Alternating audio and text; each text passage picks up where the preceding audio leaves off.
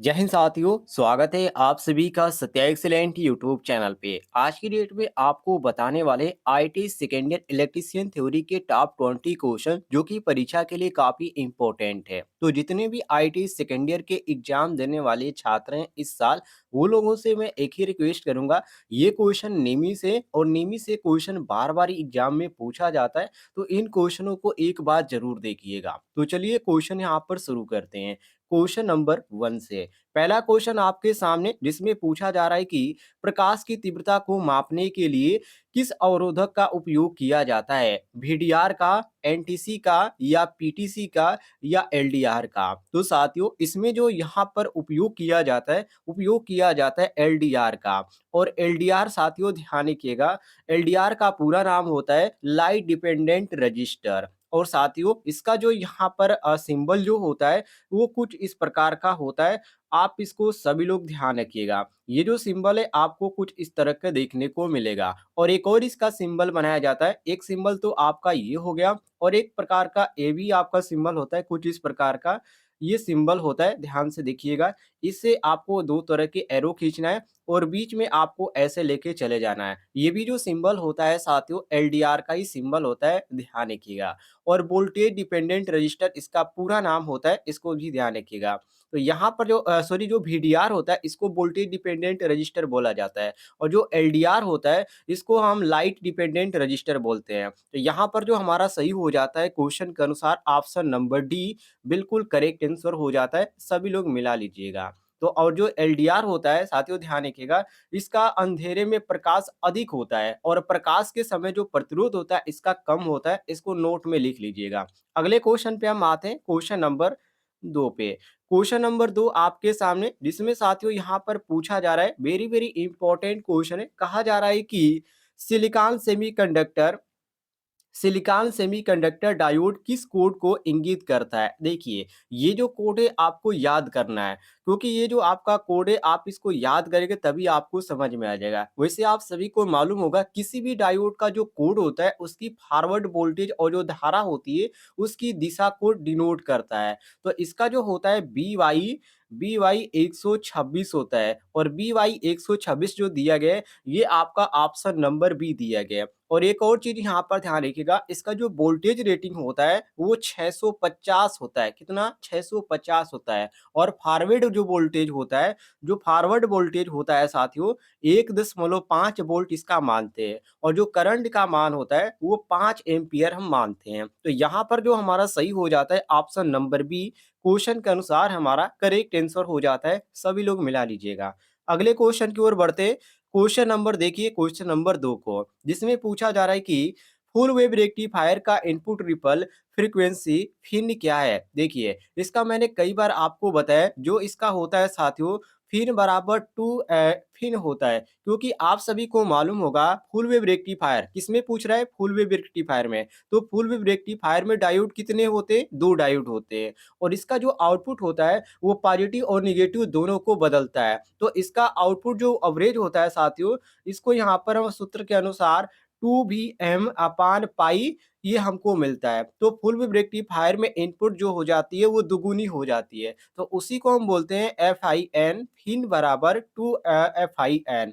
तो यहाँ पर जो आपका सही हो जाता है ऑप्शन नंबर सी बिल्कुल करेक्ट आंसर हो जाता है। और एक चीज आप ध्यान रखिएगा, यहाँ पर आपको ऑप्शन नंबर बी और ऑप्शन नंबर डी आपका एक ही दिया गया है। तो ये तो आपका कन्फर्म है कि आपका बिल्कुल नहीं होगा, ध्यान रखिएगा। इसलिए हम मारेंगे ऑप्शन नंबर सी बिल्कुल करेक्ट आंसर, रट लीजिएगा। आगे देखते हैं अगले क्वेश्चन को।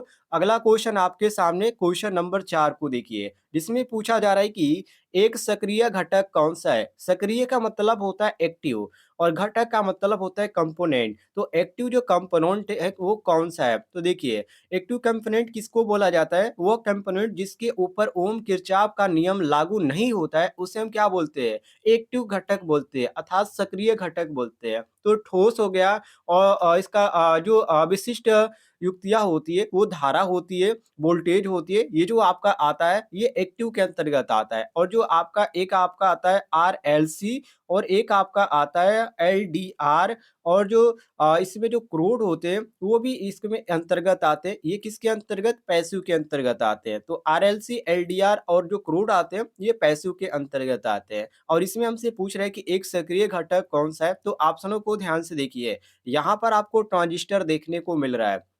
ये जो ट्रांजिस्टर होता है साथियों, ये आपका सक्रिय घटक अर्थात ये आपका एक्टिव कंपोनेंट के अंतर्गत आता है। ऑप्शन नंबर डी हमारा बिल्कुल करेक्ट आंसर हो जाएगा। आगे बढ़ते हैं, अगले क्वेश्चन को देखिए, क्वेश्चन नंबर 5 को, जिसमें पूछा जा रहा है कि कौन सा अक्षर यौगिक पदार्थ कैडमियम सल्फाइड को इंगित करता है। वेरी वेरी इंपॉर्टेंट क्वेश्चन है। देखिए, कैडमियम सल्फाइड जो होता है एक अकार्बनिक पदार्थ होता है, जिसे हम किससे इंडिकेट करते हैं? तो आर से इंडिकेट करते हैं। और आर जो ऑप्शन में हमारा दिया गया है, ऑप्शन नंबर डी दिया गया है। तो डी ऑप्शन हमारा क्वेश्चन के अनुसार करेक्ट आंसर हो जाएगा। सभी लोग मिला लीजिएगा। अगले क्वेश्चन की ओर बढ़ते हैं। क्वेश्चन नंबर देखिए 6 को, जिसमें पूछा जा रहा है कि प्रतीक का नाम क्या है। चलिए यहाँ पर देखते हैं कि प्रतीक कौन सा बनाया गया है। यहाँ पर आपके सामने क्वेश्चन है, जिसमें यहाँ पर ये जो प्रतीक है जो यहाँ पर बनाया गया है, इसका नाम पूछा गया है। तो आप यहाँ पर ध्यान लिखिएगा, जो इनपुट आपको देखने को मिल रहा है ए और बी देखने को मिल रहा है, और हमको जो प्राप्त हो रहा है वो आई बराबर ए और बी के ऊपर क्या है? बार है। यहाँ पर देखिए, तो आप ऐसे ही समझ लीजिए, यदि वाई बराबर ए बी के ऊपर यदि बार है तो ये आपका नंद गेट होगा। क्यों? देखिए साथियों, किसी भी लॉजिक परिपथ के अंदर यदि इनपुट 2 या 2 से अधिक दिए जाते हैं, लेकिन केवल नॉट गेट को छोड़कर जो आपका होता है एक ही आउटपुट आपका होता है, लेकिन सभी प्रकार के जो लॉजिक परिपथ होते हैं उसका आउटपुट जो है वो आपको ही प्राप्त होता है, मतलब कि आउटपुट इसका ही मिलता है। तो y बराबर यदि यहाँ पर रहता है, y बराबर केवल यहाँ पर हमको ए बी प्राप्त होता है, तो ये जो हमारा हो जाता है कौन सा गेट हो जाता है? ये हमारा एंड गेट हो जाता है। यदि y बराबर हम केवल ए बी लिख दें तो एंड गेट हो जाएगा, लेकिन यदि y बराबर ए बी के ऊपर हम यहाँ पर बार लगा दें तो ये हमारा कौन सा गेट हो जाएगा? नंद गेट हो जाएगा। और इसमें जो हमारा क्या दिया गया जो प्राप्त हो रहा है y बराबर ए बी के ऊपर क्या है? बार है। तो ये हमारा कौन सा गेट हो जाएगा साथियों? ये हमारा हो जाएगा नंद गेट। और नंद गेट जो ऑप्शन में दिया गया है हमारा डी ऑप्शन दिया गया है। तो डी ऑप्शन क्वेश्चन के अनुसार करेक्ट आंसर मारेंगे। सभी लोग मिला लीजिएगा। अगले क्वेश्चन की ओर बढ़ते हैं। क्वेश्चन नंबर देखिए 7 को, जिसमें क्वेश्चन नंबर 7 में पूछा जा रहा है कि एक सक्रिय घटक कौन सा है। वेरी वेरी इंपॉर्टेंट क्वेश्चन है, जो कि मैंने आपको पिछले क्वेश्चन में बताया था। ये जो वोल्टेज होता है, ये वोल्टेज परिपथ का विद्युत रोधक करता है, मतलब कि ये जो आपका निष्क्रिय घटक होता है, ये क्या करता है साथियों? ये वोल्टेज परिवर्तन का विरोध करता है। और ये जो होता है एक स्थैतिक विद्युत ऊर्जा को क्या करता है? एकत्रित करता है। और इसका जो सूत्र होता है 1/2 सीबी स्क्वायर होता है, 1/2 सीबी स्क्वायर। और इसमें जो हमारा दिया गया संधारित्र यही क्या करता है? ये वोल्टेज परिवर्तन का विरोध करता है। तो वोल्टेज परिवर्तन का जो विरोध करता है उसको हम क्या बोलते हैं? संधारित्र। और इसमें वही पूछ रहा है कि एक निष्क्रिय घटक कौन सा है। तो निष्क्रिय घटक जो आपका आता है कैपेसिटर, ये निष्क्रिय घटक के अंतर्गत आता है। ऑप्शन नंबर डी हमारा करेक्ट आंसर हो जाएगा। अगले क्वेश्चन की ओर बढ़ते हैं। क्वेश्चन नंबर देखिए 8 को। क्वेश्चन नंबर 8 में पूछा जा रहा है कि डिवाइस सिंबल का नाम क्या है। देखिए, आपके सामने ये डिवाइस आपका बनाया गया है, लेकिन डिवाइस को आप जूम करके देखेंगे तो आपको समझ में आ जाएगा और आसानी से आप इसको पकड़ पाएंगे। देखिए, इसको आप जूम करते हैं और जूम करते हैं तो आपको देखने को मिल रहा है इसमें 2 डायोड, एक डायोड आपका ऐसे बनाया गया और एक डायोड आपका ऐसे बनाया गया, मतलब कि एक दूसरे के क्या है? विपरीत है। और 2 डायोड है, और यदि एक दूसरे के विपरीत है तो आप समझ लीजिएगा वो क्या है? डायोक है। क्या है साथियों? डायक है, जिसका पूरा नाम होता है डायोड अल्टरनेटिंग करंट है। ये कन्फर्म है। तो ये आपका डायक दिया गया है। और ये जो आपके आते हैं ये पीएन डायोड को एक दूसरे के विपरीत जोड़ देते हैं, तो ये आपका डायक संरचना बन जाती है। और इसमें जो डायक हमारा ऑप्शन में दिया गया है, चलिए यहाँ पर आपको जूम करके दिखा देते हैं। देखिए, क्वेश्चन नंबर 8 में जो हमारा डायक दिया गया, ऑप्शन नंबर सी दिया गया। बस आप एक चीज ध्यान रखिएगा, इसमें जो आपका दिया गया, क्या दिया गया? यहाँ पर 2 डायोड दिया गया और एक डायोड आपका ऐसे दिया गया और एक डायोड जो है आपका ऐसे दिया गया, और ऊपर से एक एरो खींच दिया गया और ऊपर से एक एरो खींच दिया गया। तो ये जो आपका हो जाएगा डायक हो जाएगा। इसको आप कंफर्म ऐसे जान लीजिए, आसान रहेगा।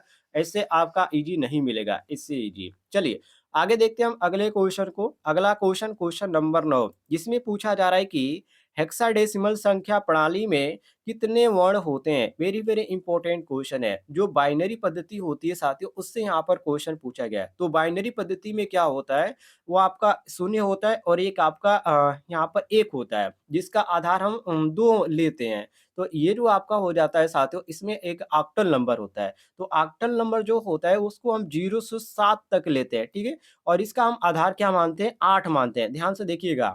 और जो एक आपका डेसिमल नंबर होता है, तो डेसिमल नंबर को हम 0 से 9 मानते हैं और इसका जो आधार होता है उसको हम 10 मानते हैं। और जो हेक्साडेसिमल होता है वो हमारा 0 से कितना तक होता है? 15 तक, और इसका आधार हम कितना मानते हैं? 16 मानते हैं।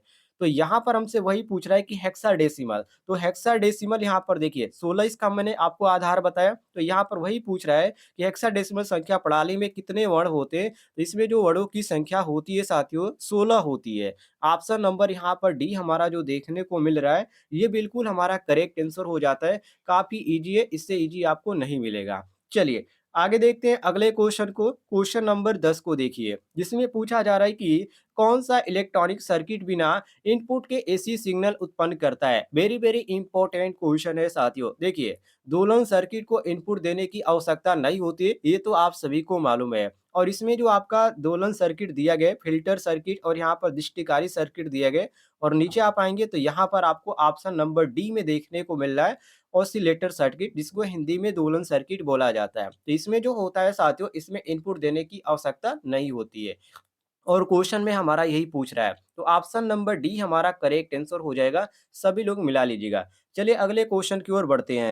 अगला क्वेश्चन आपके सामने, इसमें पूछा जा रहा है कि कौन सा उपकरण मापे हुए या परिचित मात्रा का एक दृश्य प्रतिनिधित्व प्रदान करता है? दृश्य का मतलब यहाँ पर क्या कर रहा है? चित्र को यहाँ पर इंडिकेट कर रहा है। तो देखिए, कोई भी आपके पास छोटा यदि चित्र है, ठीक है? यदि आप उसको बड़े पर्दे पर उपयोग करना चाहते हैं, तो उस समय हम किसका प्रयोग करेंगे? सीआरओ का उपयोग करेंगे। मान लीजिए पहले से हम किसी भी वैल्यू को माप लिए हैं और उसको किसी फोटो के द्वारा हम दिखाना चाहते हैं, तो वहाँ पर हम किसका प्रयोग करेंगे? सीआरओ का प्रयोग करेंगे। और सीआरओ का पूरा नाम क्या होता है? Cathode ray oscilloscope. बाकी इसमें आपको कन्फ्यूजन करने के लिए यहाँ पर बहुत सारे ऑप्शन दिए गए हैं, जैसे कि वोल्टेज स्टेबलाइजर, फलन गणक जनक, और यहाँ पर कैथोड रे ऑसिलोस्कोप, और यहाँ पर डी ऑप्शन दिए गए रेडियो फ्रीक्वेंसी जनरेटर। लेकिन ऑप्शन में जो आपका सही हो जाएगा, ऑप्शन नंबर सी बिल्कुल करेक्ट आंसर हो जाएगा। सभी लोग मिला लीजिएगा, जितने भी छात्र आईटीआई के यहाँ पर देख रहे हैं। और यदि आपको जानकारी पसंद आती है तो इस वीडियो पर एक लाइक जरूर कीजिएगा। क्वेश्चन नंबर 12 को देखिए, जिसमें यहाँ पर पूछा जा रहा है कि एम्पलीफायर का नाम क्या है? ये जो आपके सामने फिगर यहाँ पर दिखाया जा रहा है, ये एक आपका एम्पलीफायर का है। लेकिन यहाँ पर ध्यान रखिएगा, इसमें जो आपको पहचानने का आसान तरीका है, वो आपका ये है। यहाँ पर आप देख सकते हैं एक आपका माइक की तरह यहाँ पर लगा हुआ है, और इसको साथियों क्या बोला जाता है? पुश पुल एम्पलीफायर बोला जाता है, जो कि बी टाइप के अंतर्गत आता है। तो B type push pull amplifier के नाम से ये जाना जाता है, जो कि ऑप्शन में यहाँ पर कौन सा दिया गया? ये ऑप्शन दिया गया कॉमन एमिटर एम्पलीफायर, और यहाँ पर बी ऑप्शन दिया गया class B push pull amplifier, और सी ऑप्शन दिया गया कॉमन कलेक्टर एम्पलीफायर, और डी ऑप्शन दिया गया class A class B push pull amplifier, जो कि ऑप्शन में यहाँ पर जो हमारा सही दिया गया ऑप्शन नंबर बी दिया गया है। तो बी ऑप्शन हमारा क्वेश्चन के अनुसार करेक्ट आंसर हो जाएगा। सभी लोग मिला लीजिएगा। अगले क्वेश्चन की ओर बढ़ते हैं। क्वेश्चन नंबर 13 को देखिए, ये भी आपका वेरी वेरी इंपॉर्टेंट क्वेश्चन है। इसमें पूछा जा रहा है कि एक दोलन सर्किट में अनुनाद आवृत्ति की गणना करने का सूत्र क्या है? वेरी वेरी इंपॉर्टेंट क्वेश्चन है। देखिए, अनुनाद आवृत्ति जब इंडक्टिव रिएक्टेंस का मान कैपेसिटिव रिएक्टेंस के बराबर होता है, मतलब कि जब एक्सएल बराबर जब आपका एक्सी होता है, उस स्थिति में आर बराबर क्या हो जाता है? आर बराबर जेड हो जाएगा। तो धारा का मान इस स्थिति में क्या हो जाएगा? अधिकतम मिलेगा। तो इसमें जो रिजोनेंस फ्रीक्वेंसी होती है, वो प्रतिरोध से अप्रभावित होती है, जिसका सूत्र होता है 1/2 pi under root L C. जैसे कि मैं यहाँ पर लिख देता हूँ, ध्यान से देखिएगा, 1/2 pi under root L C हो जाता है। और यहाँ पर हमारा ऑप्शन में कौन सा दिया गया? 1/2 pi under root L C, जो कि ऑप्शन में यहाँ पर आपको देखने को मिल रहा है ऑप्शन नंबर सी। देखिए ध्यान से, यहाँ पर दिया गया 1/2 pi under root L C. ये आपका सी ऑप्शन जो दिया गया बिल्कुल करेक्ट आंसर दिया गया। सभी लोग मिला लीजिएगा। अगले क्वेश्चन की ओर बढ़ते हैं साथियों। क्वेश्चन नंबर 14 को देखिए,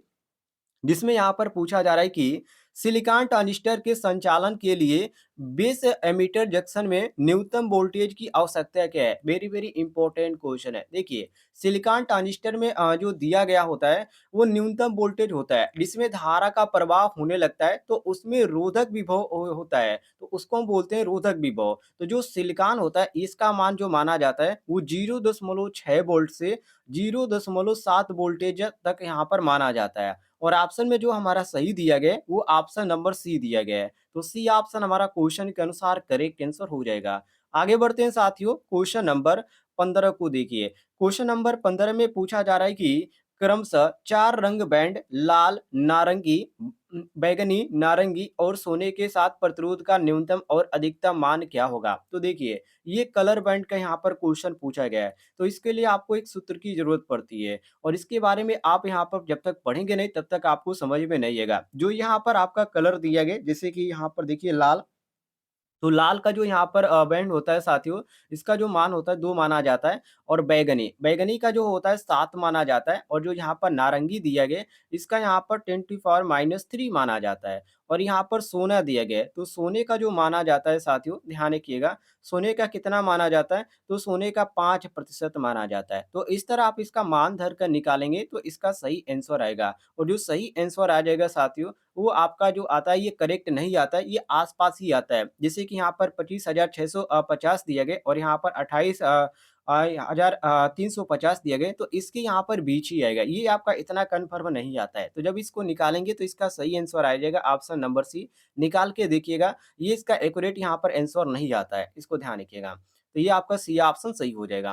क्वेश्चन नंबर यहाँ पर 16 को देखते हैं। क्वेश्चन नंबर 16 भी आपका इम्पोर्टेंट है, जिसमें पूछा जा रहा है कि सिलिकॉन सामग्री में रोधिका वोल्टेज का कारण क्या है? रोधिका वोल्टेज का यहाँ पर कारण पूछ रहा है। वेरी वेरी इंपॉर्टेंट क्या है? देखिए साथियों, सिलिकॉन की तो बाहरी की जो कक्षा होती है जिसमें इलेक्ट्रॉन की जो संख्या होती है कितनी होती है? 4 होती है, सभी को मालूम होना चाहिए। इसलिए जो इसे बोला जाता है चतुर्संयोजी पदार्थ भी बोला जाता है। मतलब कि परमाणु की संख्या इसमें क्या होती है? कम होती है और रोधिका वोल्टेज क्या होता है? अधिक होता है।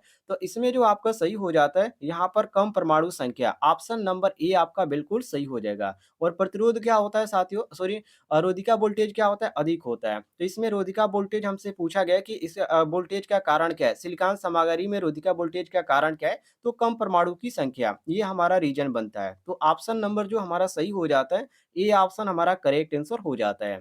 आगे देखते हैं अगले क्वेश्चन को, क्वेश्चन नंबर 17 को देखिए, जिसमें पूछा जा रहा है कि रिवर्स बायस डायोड में चौड़ी बाधा का कारण क्या है? वेरी वेरी इंपॉर्टेंट क्वेश्चन है। देखिए, यदि डायोड के पी भाग को हम नेगेटिव से जोड़ देते हैं और एन भाग को यदि हम पॉजिटिव से जोड़ देते हैं, तो इसमें नेगेटिव से पॉजिटिव तो रिवर्स बायस में अवश्य आपकी परत बनेगी, लेकिन उसकी जो चौड़ाई होती है वो बढ़ जाती है। रीज़न इसका ये होता है कि इसके जो टर्मिनल होते हैं, वो टर्मिनल की तरफ आपका होल जो होता है वो इलेक्ट्रॉन आकर्षित कर जाते हैं। तो यही यहाँ पर क्वेश्चन पूछ रहा है कि रिवर्स बायस डायोड में चौड़ी बाधा का कारण क्या है? ऑप्शन में देखिए आपको मिल जाएगा। ऑप्शन में यहाँ पर आपको देखने को मिल रहा है कि इलेक्ट्रॉन और होल आपूर्ति टर्मिनल को क्या करते हैं? आकर्षित करते हैं, जो कि मैंने आपको अभी बताया। इसी कारण जो होता है साथियों, यहाँ पर आपको जो देखने को मिलता है, क्वेश्चन में साफ तौर पे कह रहा है कि रिवर्स बायस डायोड में चौड़ी बाधा का कारण क्या है? तो रीज़न इसका यही होता है कि जो इलेक्ट्रॉन और जो होल होते हैं, वो आपूर्ति टर्मिनल की ओर क्या करते हैं? आकर्षित करते हैं।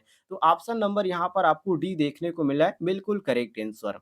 आगे बढ़ते हैं अगले क्वेश्चन को देखिए, क्वेश्चन नंबर 18 को, जिसमें साथियों क्वेश्चन नंबर 18 में यहाँ पर पूछा जा रहा है कि फुल वेव रेक्टिफायर सर्किट में आउटपुट वोल्टेज क्या है? देखिए, फुल वेव रेक्टिफायर में कितने डायोड होते हैं? तो डायोडों की संख्या 2 होती है, जो कि एक डायोड यहाँ पर दिया गया है और एक डायोड आपको यहाँ पर देखने को मिल रहा है। और इसमें आगे कह रहा है कि सर्किट में वोल्टेज आउटपुट क्या है? देखिए, वोल्टेज आपको यहाँ पर दिखाया जा रहा है और यहाँ पर दिखाया जा रहा है और वोल्टेज जो है क्या है? यहाँ पर देखिए, ये आपका कन्फर्म नहीं हो रहा है, मतलब कि एक दूसरे से क्या हो रहा है? ये जुड़ नहीं हो रहा है। तो जब यहाँ पर जुड़ नहीं होगा तो हमसे कोई यहाँ पर आउटपुट ही प्राप्त नहीं होगा, तो हम कहेंगे कि नो ए आपका आउटपुट। तो यहाँ पर आपको जो देखने को मिल रहा है ऑप्शन नंबर ए निर्गत नहीं है, no output, option number A हमारा बिल्कुल करेक्ट आंसर हो जाएगा। ध्यान रखिएगा, काफ़ी ईज़ी क्वेश्चन है लेकिन समझने की बात है, जब तक आप फिगर को देखकर समझेंगे नहीं, तब तक आप समझ नहीं पाएँगे। आगे देखिए अगले क्वेश्चन को, क्वेश्चन नंबर 19 को देखिए, जिसमें पूछा जा रहा है कि कौन सा फिल्टर